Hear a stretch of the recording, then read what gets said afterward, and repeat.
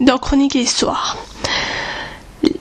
Le numéro de ce soir, je vais vous partager un texte philosophique que j'ai trouvé sur Facebook, une de ces pépites qu'on a envie de partager, et c'est ce que je ferai de temps à autre. L'auteur est inconnu, mais si vous avez des informations, vous pouvez les indiquer en commentaire. J'entends parfois dire nous vivons des temps difficiles. Avant c'était mieux, mais la vérité est que tout est relatif. Il suffit de s'élever pour mieux voir. Si vous aviez eu 20 ans il y a 210 ans, en 1809, un quart d'entre vous ne serait déjà plus là, mort bébé ou enfant, de n'importe quelle maladie qu'on ne savait pas soigner. Les armées de Napoléon parcouraient toute l'Europe.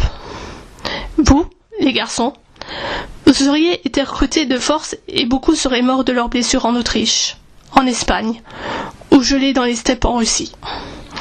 Les jeunes filles travaillaient dur, dans les champs ou dans les premières usines.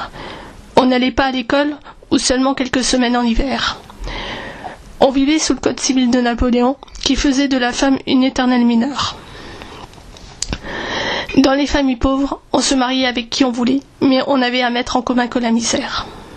Chez les bourgeois, on obéissait à papa et maman, quitte à épouser un homme beaucoup plus âgé. Ce serait parfois un bœuf qui aurait perdu sa femme, morte en accouchant de son 4e ou 5e enfant. Si vous aviez eu 20 ans il y a 160 ans, en 1859, la révolution industrielle produisait tous ces effets pervers. Les 3/4 d'entre vous, dont beaucoup ne savaient ni lire ni écrire, seraient au travail depuis l'enfance pendant plus de 12 heures par jour. Un grand nombre de filles auraient subi des maltraitances en famille et à l'usine. Plusieurs auraient été régulièrement soumises au bon vouloir du contremaître. Quant à celles déjà mamans, elles auraient accouché à la maison, sans médecin, et repris le travail quelques jours plus tard.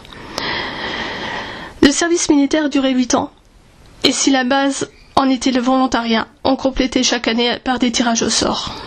Mais au moins, à l'armée, on avait à manger parce qu'en Flandre et en Irlande, il y avait eu de telles famines qu'on mangeait l'herbe des fossés.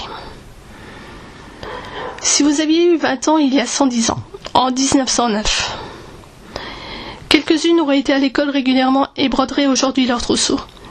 Bientôt, elles épouseraient un jeune homme que leurs parents auraient choisi pour elles. Quelques autres seraient domestiques depuis l'âge de 14 ans.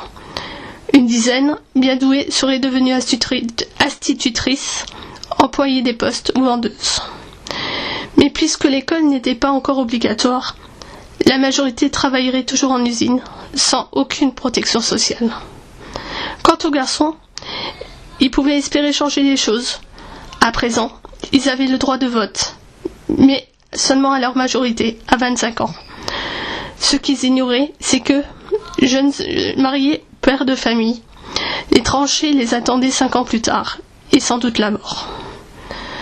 Si vous aviez eu 20 ans il y a 80 ans, en 1939, vous seriez né alors qu'Hitler mettait en place la terreur. À l'automne, votre père aurait été mobilisé. Certains ne l'auraient jamais revu. Si vous vous appeliez Goldstein, Cohen ou Lévy, peut-être seriez-vous le seul survivant de votre famille, à moins que vous ne soyez mort vous aussi. La moitié d'entre vous serait au travail depuis l'âge de 14 ou 16 ans. D'autres, ayant quitté leurs Abruzzes, leurs rivages turcs, espagnols ou marocains, s'enfuissaient dans les mines qu'on fermerait bientôt. Un quart aurait terminé leur école primaire et seraient fonctionnaires ou employés. 4 ou 5 seraient à l'université grâce à une bourse qui ne permettait aucun échec. Mais en 1939, on se croyait encore riche et vous auriez été optimiste car il y avait du travail. Certes, pas toujours agréable, souvent physique, avec des horaires à pause, peu de sécurité et pas de quoi acheter une voiture. Mais vous auriez connu bien pire et l'effort ne vous effrayait pas. Si vous aviez eu 20 ans il y a 40 ans, en 1979, enfant du baby-boom, vous auriez pu choisir vos études. La liberté sexuelle était apparue. Mais les parents restaient sévères, on ne faisait pas ce qu'on voulait. Vous auriez trouvé du travail, mais pas tous, et pas tout de suite, parce que la deuxième crise pétrolière démarrait. La guerre du Vietnam était finie, mais la répression sur place révélait qu'on s'était peut-être trompé de combat. Vous auriez découvert le terrorisme depuis les attentats de Munich et les détournements d'avions. Et au Proche-Orient, la guerre du Liban avait commencé pour longtemps. Bombardements, destruction, mort faisaient le quotidien de votre journal télé. Vous auriez suivi l'inexorable déclin de l'économie, victime parfois de la brutale accélération du chômage. Vous auriez vu fondre votre épargne avec une inflation qui dépassait 10%. Doit-on donc se dire qu'aujourd'hui est bien plus facile ou difficile qu'hier ? Que parents et grands-parents ont dû affronter des difficultés bien plus grandes ou moins grandes que ce que nous connaissons en 2018 ? Que devrions-nous faire pour ne plus avoir peur de l'avenir ? L'avenir sera ce que nous aurons décidé d'en faire en fonction de ce que nous en voulons. Partagez si vous croyez que ce texte